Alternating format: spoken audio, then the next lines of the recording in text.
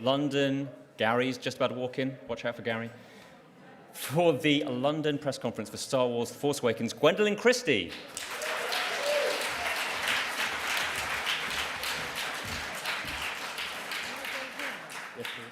And then Carrie Fisher.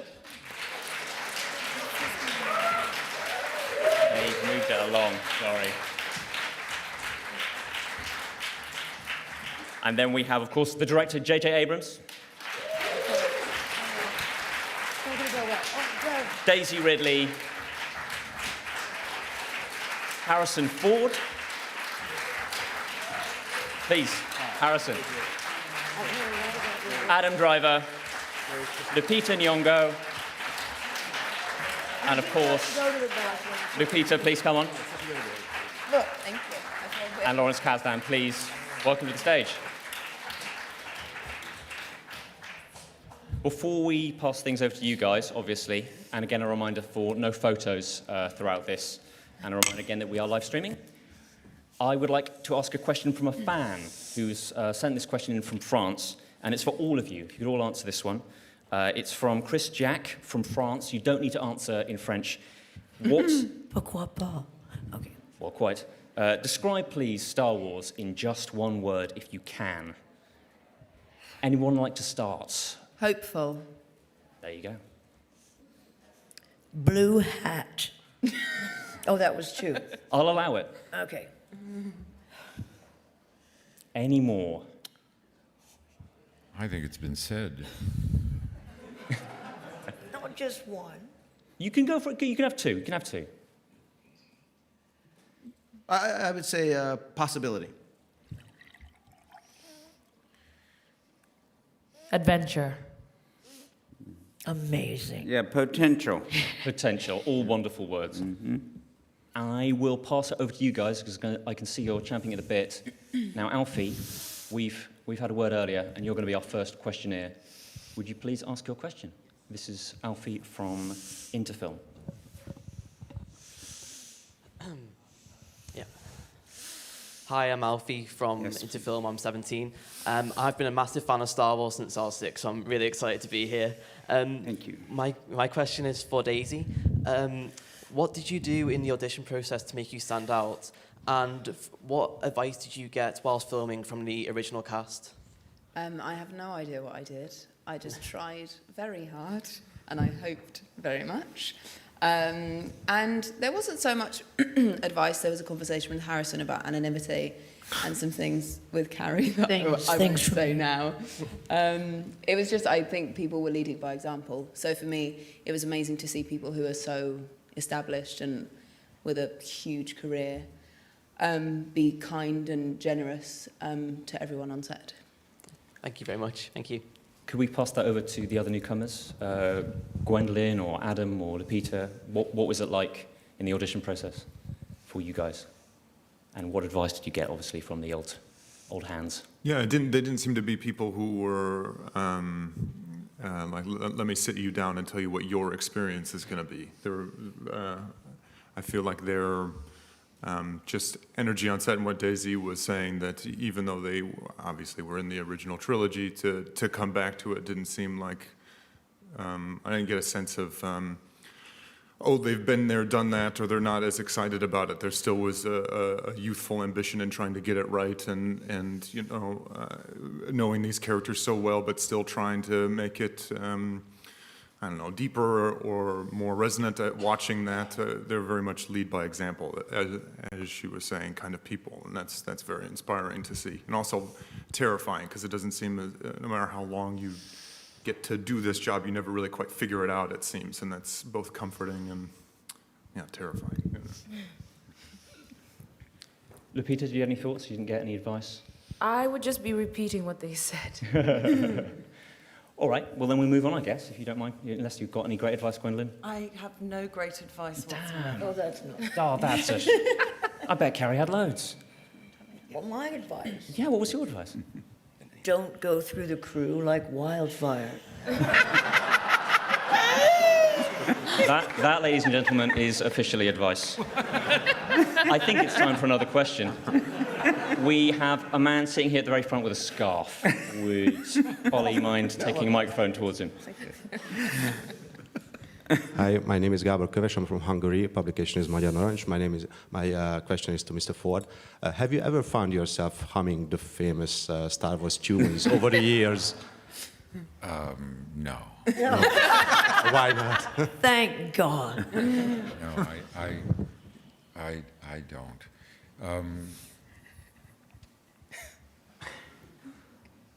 But I might start. I think that's an answer. Yeah. Shall we have a question from someone a bit further back? The lady in the white top. Thank you. Hello, my name is Mira Brayford. I'm from TV channel Ukraine. And my question to all members of the cast, which was your most exciting moment during filming?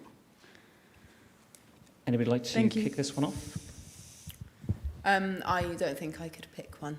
But I do remember one of my most touching moments was at the end, because you kind of look back and you can't believe all of the stuff that's gone on and all of the many months and the incredible amounts of hard work and passion and energy that have been drawn from everyone and given graciously. So the last day I found probably the most emotional, but the most exciting I couldn't pick. Any more? The last day in particular, what was the wrap party like for Star Wars? Who remembers that? No, but he was great to work with because, you know, George Lucas was wonderful, as we all, but he never spoke, really. But, I mean, he said faster and more intense. He talks a lot, and it's really good stuff that he says, so that was exciting to hear. And he remembers everyone's name. And he's got a lot of energy, and we didn't have any energy in the first film. Sad, really. Right? Shall we have another question? Exactly right. And it helps a lot to have somebody that's that gives as much as JJ gives to the whole enterprise. And this is beside the direction of the movie and the engineering of this monster into something, you know, to what it is today. But also the human kindness that JJ brings to the set every day is part of what makes the movie what it is. Thank you. He was really excited to do it. He was, you know, because he was young when I was a teenager. And so you were sort of a fan. It was infectious excitement and real focus, because he's a very good, he has high verbal acuity. And he really loved making the movie, except with me. But, no, but he was great to work with. It was very exciting. I mean that sincerely. JJ, tell me, how does it feel now that it's coming out, it's finally getting into cinemas? How does it feel from your perspective?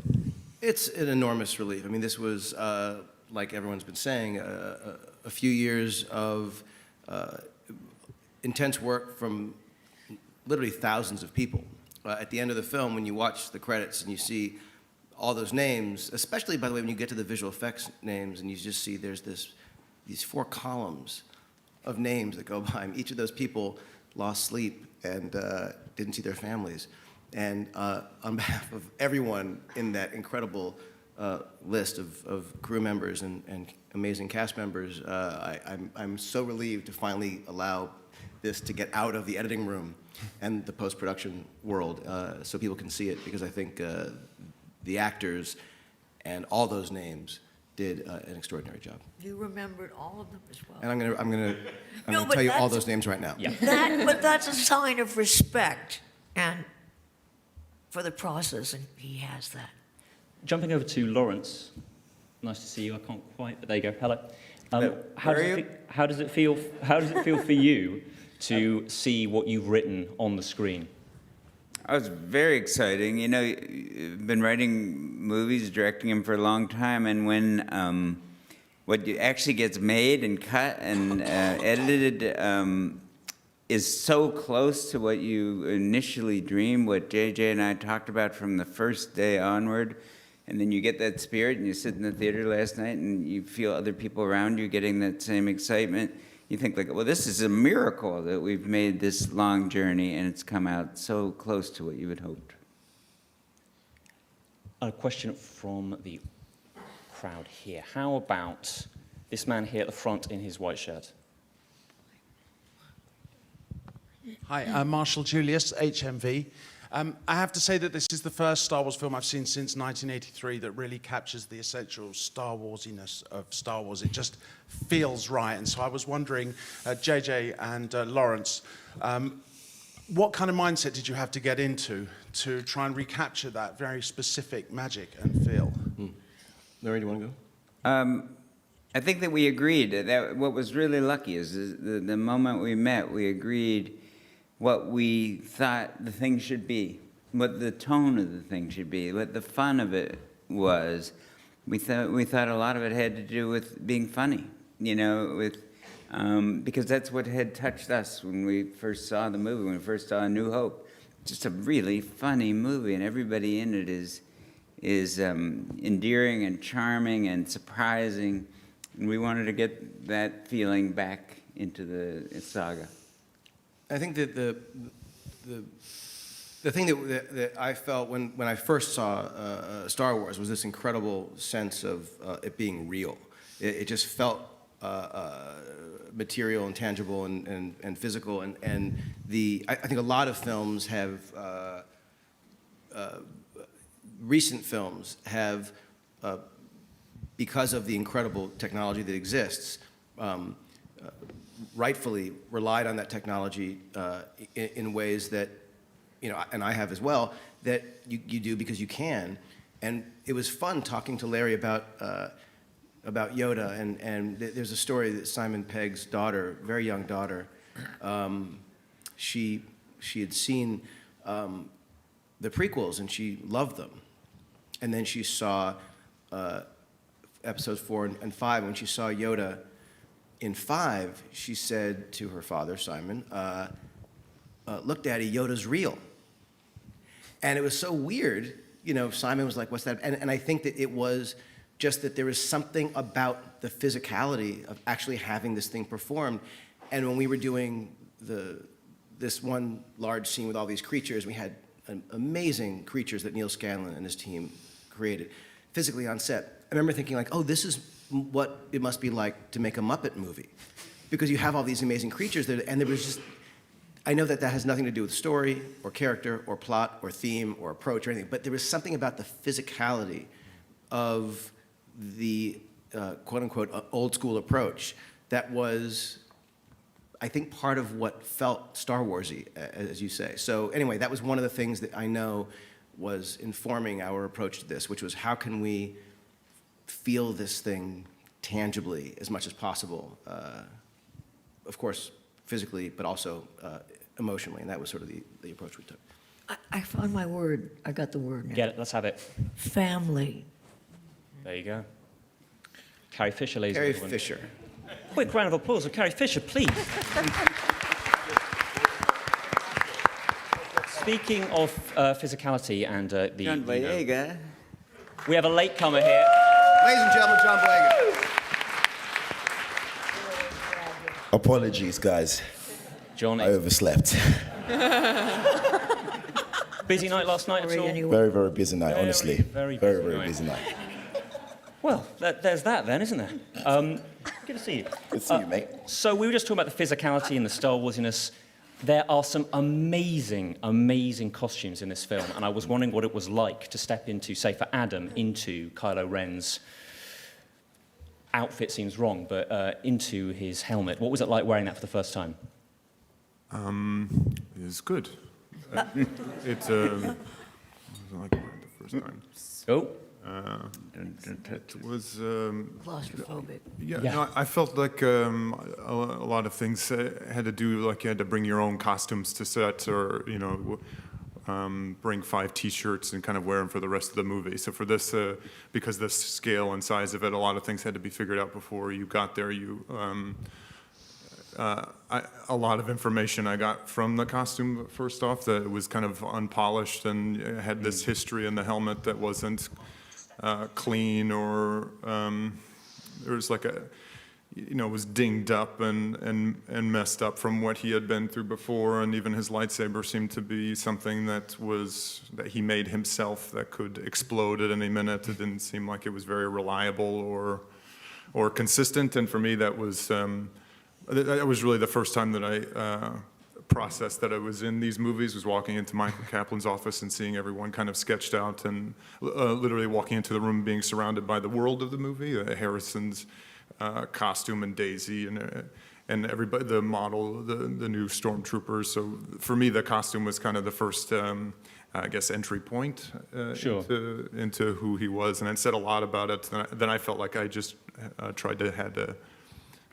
to fill it as much as possible. Of course. Yeah. And a similar situation for you, Gwendoline, I'm sure. Yes, it really was. I mean, similar to Adam, of course, the costume was so brilliantly designed by Michael Kaplan, who I've admired since I saw Blade Runner when I was 12. So I was really astounded by how extraordinary it looked. Also that it was practical. And I loved the fact that it hadn't been feminized in any way, it hadn't been sexualized in any way. It was practical armor. And what I got from the costume was that this was a woman that was imposing, uncompromising, and high functioning. And obviously then it informs exactly the way that you move and the way that you walk, which communicates something about the character, particularly when you're encased in armor. Now, I would like to ask for a question for Mr. Boyega here, as he is our special guest today. So who has one and has their hand up? There is a man there close to the middle gangway with his hand up with a beard. Yes, you, sir. Point it yourself so that the man with the microphone or lady with the microphone can find you. Trying to use the force then, it didn't quite work. Okay, if only Mark Hamill was here, he could teach me. Anyway, Jonathan Wilkins from Star Wars Insider magazine. I bought some water the other day that had your face on it. I just wondered, where's the weirdest place you guys have seen your image? Everywhere. It's all weird for me. Wow, my voice is so sexy and deep in the morning. Oh my gosh. Honestly. Sorry, I just noticed that. I think the whole experience for me is in terms of the merchandising and the face everywhere is definitely strange. We recently went to Tokyo, and the first thing I saw was 7-Eleven. I saw Daisy's face, I saw my face, and then I saw the BB-8, and I was like, I'm in Tokyo. I've never been here in my life, but to have my image here and to have obviously Daisy's image as well is quite shocking, especially as two Londoners. But it's a very, very proud moment. I'm just going to talk some more so I can hear the depth of my voice.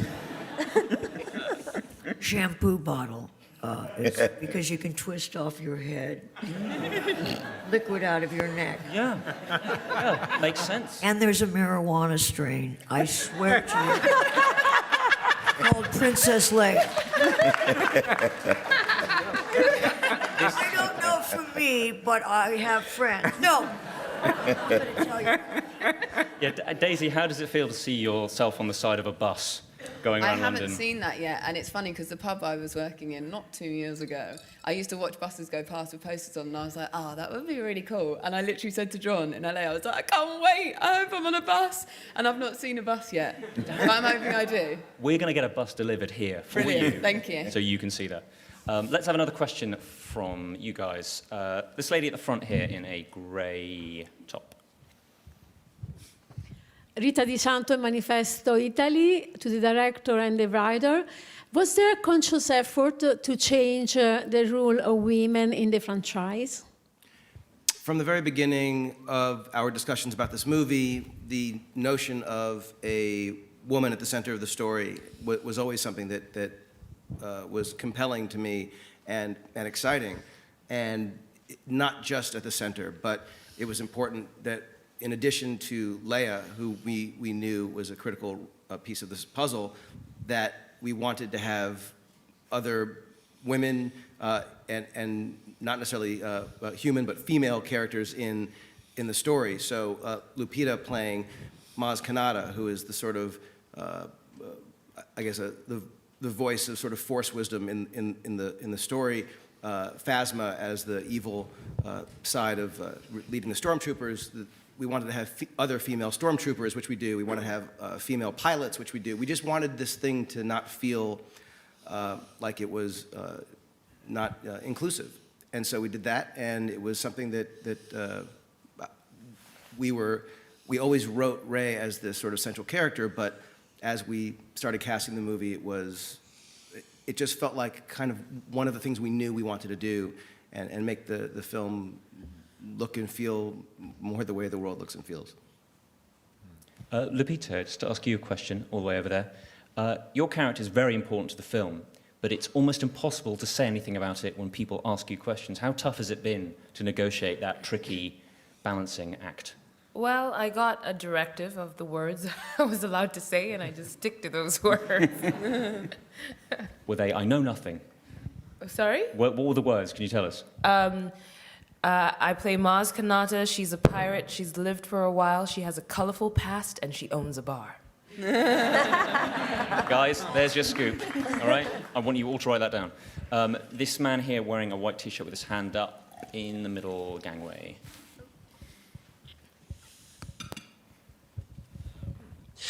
Hello to all of you. My name is Dennis. I'm from Holland. First of all, thank you for this great movie. I got to watch it, and it was really brilliant. So that's the first thing I want to say. And the second thing is that I've been a fan since I was 5 years old, and I collected all the dolls. And I'm an adult now with children, and I still collect the dolls. So my question is to Carrie and Harrison, could you please sign my dolls? Oh my gosh. Where? Where you want it. I hope you brought a pen. I bought a pen. All right, let's go quickly to another question whilst this has happened. If you wouldn't mind just scooting back. Anybody got an actual question? No offense. This gentleman here who's wearing a lovely tie. Yes, I know, I'm giving out compliments now as well as questions. If you could reach for the microphone. Hi, Calvin Prickett from On Screen Film. My question's for JJ. Just quickly, hi, JJ. Where are you? Right here. No, I see you, but where are you? No, I'm kidding. The movie's been out around 12 hours now, and it's one of those things where there's already spoilers online. Considering the incredibly brilliant push you guys have made in the marketing to keep it as magical and as it's an experience in the cinema, how frustrating is it to have that? It's been 12 hours and it's already out. Well, you know, I was hoping the movie would be out for at least 11 hours, so I'm thrilled that it's been out for 12. I think that let's just make sure that this happens first. Oh, okay. He does everything. Okay. Look, we live in a world of immediate information. This is no surprise. And while I know that people feel a need and actually entitled to whatever they want to know when they want to know it, I was very gratified to see people saying things like, thank you to Disney for not spoiling the movie and telling us everything before it comes out. And in fact, people saying, stop with the commercials and stop with the trailers. I don't want to see any more until I see the movie. So there's an interesting thing. Star Wars is so about inclusivity and connection, the whole idea of the Force. And so I feel like when I was, I'm just a circuitous answer. When I was a kid and saw the film at 10, that idea that we're all connected was actually happening in the theater. You know, I was with, like we all were, hundreds of people having this crazy, you know, screaming at the same time, laughing at the same time, crying at the same time, and we were all connected by this energy, and there's something incredibly powerful about that communal experience, which of course is less and less likely the more we have these little objects in our pockets that connect us, and we feel connected, but we are actually more disconnected. And so I think that Star Wars is a phenomenon, and it is a kind of wonderful and rare opportunity for people, in truth, throughout the world to actually come together for something that's actually uplifting and a positive thing. The reality, though, is because of the technology that exists, everyone will know everything instantaneously, and I'm hopeful that while there will be spoilers out there, it won't detract from the the hopeful thrill that people might have seeing this movie together. And that's the thing that is the most depressing about having spoilers. They're called spoilers for a reason, spoil the experience. And you get there, and it's just about confirmation of something that you already know. And so I'm hoping that, I'm grateful for anyone who goes to see the film, and I'm hopeful that whether they know what's going to happen in one scene or not, that they enjoy it, and it's an experience that's a fun and emotional one, as opposed to just a confirmation of something that they're waiting to see happen. It's a horrible answer to a great question. Yeah, I just wanted to say that I'm amazed by how the press, excuse me, how the press has respected their readership in this regard, and has not really spilled the beans, which is kind of amazing. And I think we're all very grateful for that. Yeah, here's to you guys. Well done. You mentioned, JJ, just very briefly there, the trailers, and I wanted to take this moment to say thank you to both John and Daisy for your trailer reactions, which were amazing. Thank you for doing that. And I was just wondering, Carrie's a bit busy. Carrie, what was your trailer reaction when you first saw the trailer for the first time? Because these guys did a great job. What did you do? I missed it. I cried a lot. That was... And John, did you cry? Just threw myself over a sofa. Yeah. Nobody came and asked me to have a trailer reaction. Yeah. I'll have one later. All right, guys, look out for that. All right, another question, please, perhaps from the further at the back. That gentleman there, actually, on the far left from my perspective, with the beard. Oh, with the beard. Hi, I'm from Portugal, Rui, from the Diário de Notícias. My question is for all you guys, and you mentioned spoilers, so what's the best tip for people not spoil the story? What can you say to people who've seen the film not to spoil the film? I mean, I might be able to answer this one. You may want to not use the internet. That's just a tip. If anybody can top that, I mean, do let me know. No. The internet is not your friend, guys. Any other questions, please? I think you might have some. This man here, I'm pointing at him, he can see me. It's a question for Harrison Ford. It's Johnny Messias from The Void magazine. How much have you actually sort of seemed to enjoy the secrecy on this movie?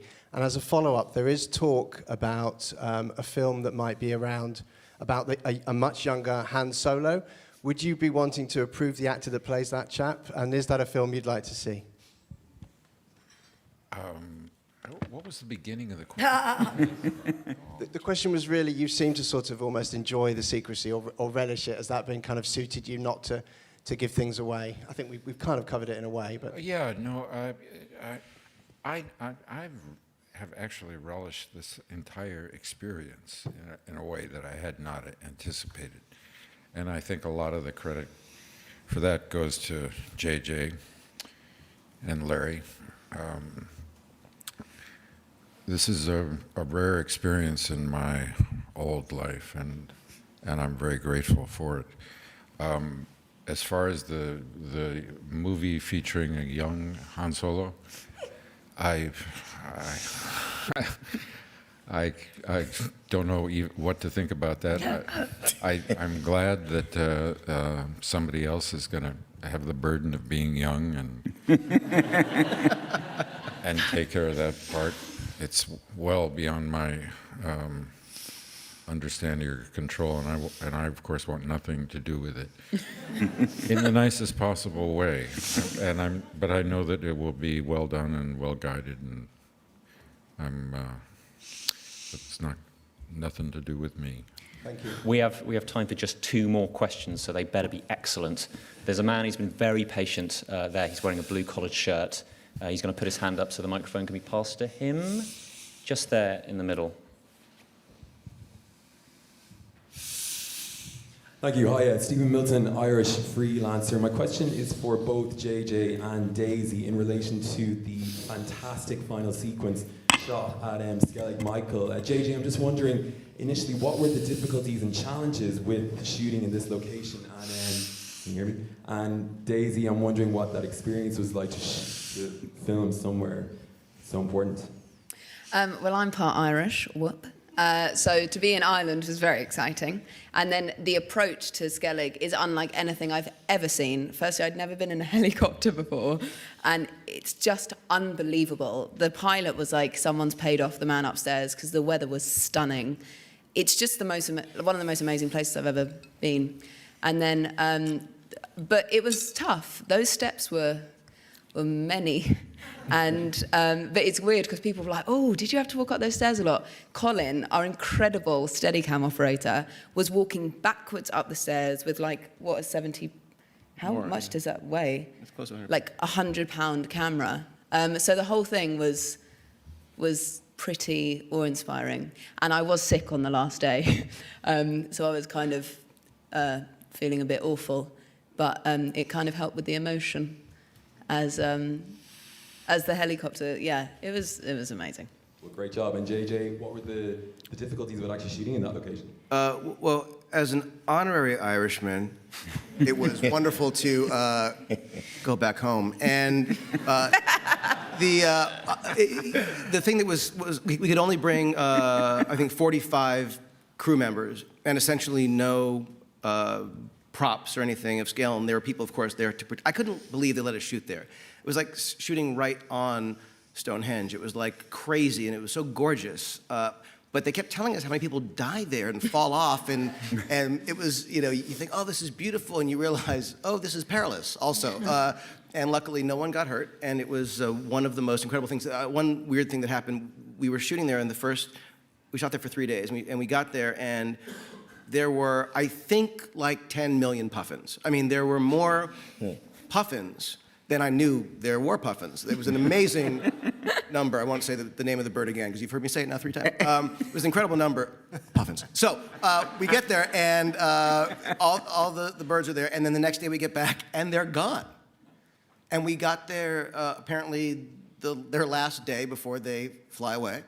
And literally the next day, there were 0 puffins. It was a very strange thing. But the shots where she's walking up, and there are all these birds flying behind her, those were all in camera. That was not, a CG thing. That was all real. It's very strange. Anyway, it was gorgeous, and we were welcomed there, and it was incredible. Thank you.